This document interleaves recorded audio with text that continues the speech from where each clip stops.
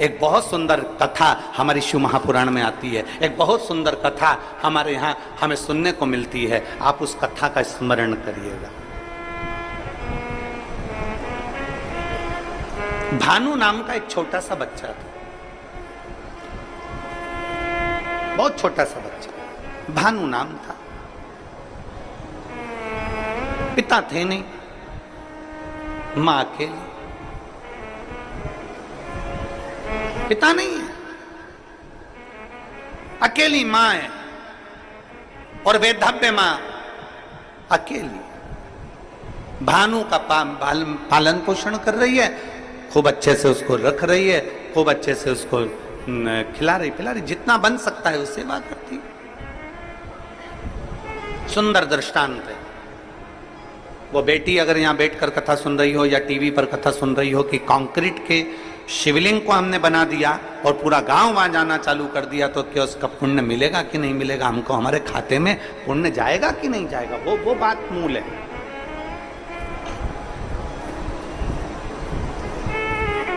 हमारे पास शिवलिंग नहीं था तो हमने वो कंक्रीट का बना दिया, तो उसका पुण्य है कि नहीं उसके लिए।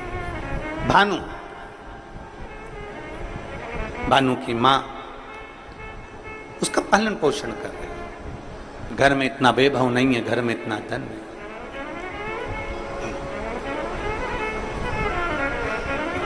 एक बात आज फिर कहते हैं, तुम्हारे घर में धन की कमी होगी ना, चल जाएगी। धन की कमी होगी तो बच्चा बचपन में रोएगा, धन की कमी होगी तो बच्चा खिलौने के लिए रोएगा, धन की कमी होगी तो बच्चा कपड़े के लिए रोएगा, धन की कमी होगी तो बच्चा गाड़ी के लिए रोएगा। अगर तुम्हारे घर में धन की कमी है ना, चलेगा, पर तुम्हारे घर में संस्कारों की कमी नहीं होना चाहिए, नहीं तो जिंदगी भर रोना पड़ेगा।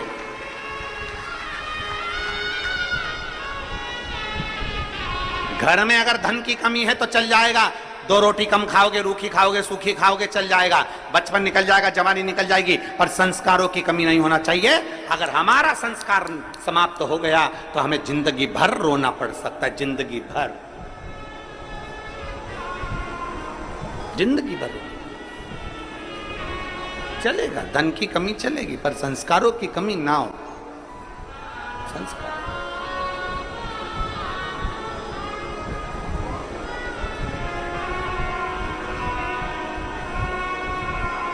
और जितना बन सकता है अपने संस्कारों में कोई कमी ना है। भानु की मां भले धन में कमी थी पर संस्कारों में कमी नहीं रखी भानु की। एक दिन भानु ने अपनी मां से पूछा, मां सबके घर में खूब सारा राशि ठाठ है पर हमारे घर में कुछ नहीं है। मां के मुख से निकल गया, जिस दिन महादेव चाहेगा उस दिन ठाठ भी दे देगा, जिस दिन महादेव चाहेगा उस दिन ठाठ दे देगा। 5 वर्ष का भानु जहां भी खेलने बैठता है, जहां भी खेलता है, खेलते खेलते मिट्टी को उठाकर, धूल को उठाकर, जो जमीन पर खेलता है तो वहां की मिट्टी को ऐसा इकट्ठा करता है, शिवलिंग बनाता है, जलाधारी बनाता है, पेड़ पत्ती का पत्तियां तोड़ता है वृक्षों से, उसके ऊपर चढ़ा देता है। थोड़ी देर बाद भानु उसको मिटा देता है। फिर कहीं खेलता है, मिट्टी में गया, मिट्टी का शिवलिंग बना लेता है, पत्तियां तोड़ता है, शिवजी पे चढ़ा देता है, उसको मिटा देता है। 4 छोटी छोटी डंडियां लाकर खड़ी करता है, उस पे झोपड़ी बनाता है, उसके अंदर एक मिट्टी का शिवलिंग बना लेता है, उस पे पत्तियां लाता है, तोड़कर चढ़ा देता है। ये केवल भानु की कथा नहीं, ये आपकी और हमारी भी कथा है। बचपन में कई बेटियां, बचपन में कई बेटे, बचपन में छोटे छोटे लड़के, सोमवार आता है, मंगलवार आता है, बुधवार आता है, गुरुवार आता है, ऐसे कई दिन, कोई शिवरात्रि, कोई सावन का महीना आता है, छोटे छोटे बच्चे डंडियां लाते हैं, तोड़कर छोटी छोटी डंडियां तैयार कर कर उस पर छप्पर डालकर उसमें मिट्टी का शिवलिंग बना लेते हैं, उसका श्रृंगार कर देते हैं, उसके ऊपर पत्ता पत्ती लाकर चढ़ा देते हैं। कई लोग हंसते हैं, बताओ कैसा मूर्ख है, कैसे इसमें अकल नहीं है, छोटा सा बच्चा है, इसने ऐसा कर लिया। घर के अंदर वो भगवान की पूजन करता है, छोटा सा बच्चा।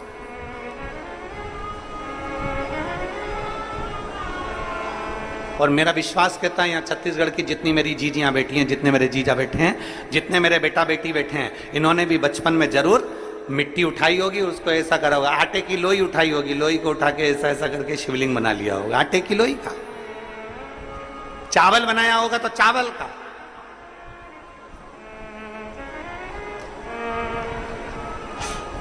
बोलो बोलो, सही है कि गलत है? बचपन में खेलते समय मिट्टी का, धूल का, पत्थर का, आटे का, जो मिल जाता था उसका हम शिवलिंग कई बार बना लेते थे। कितना सुंदर कहा इस दृष्टांत के अंदर कि भानु मिट्टी का शिवलिंग बनाता, मिटा देता, जो मिल जाता उसको, धूल मिल जाती धूल का बनाता, मिटा देता।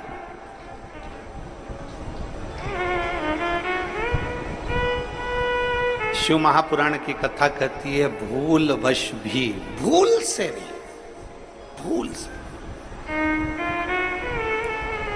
कितना सुंदर कहा। कई बार बादल देखते हैं ना, बादल, कई बार बादल देखते हैं तो बादल में भी शिवलिंग का दर्शन होता है। कई बार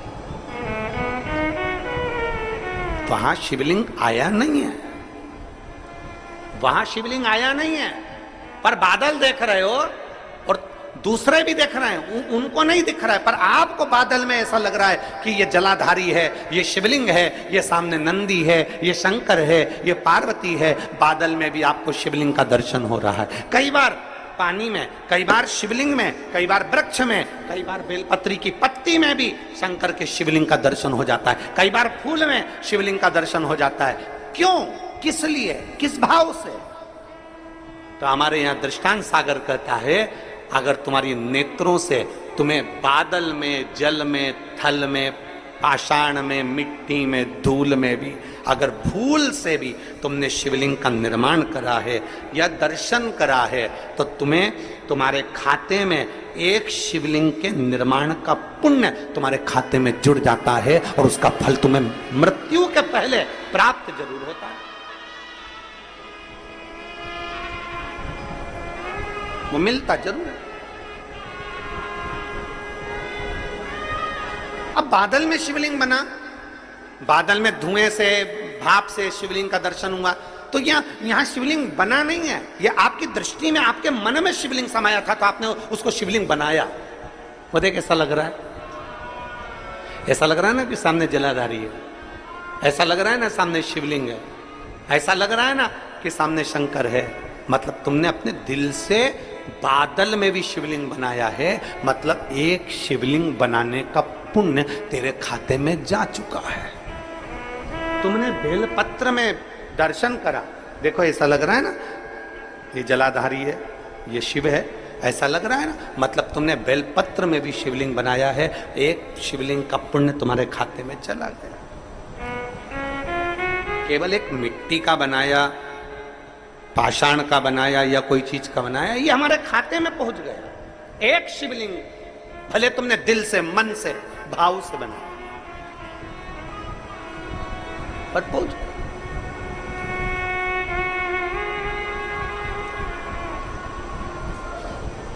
निर्माण अपने दिल से किया गया। महाराज कितना सुंदर कहा किसी ने कि आर्थिक स्थिति ठीक हो ना हो,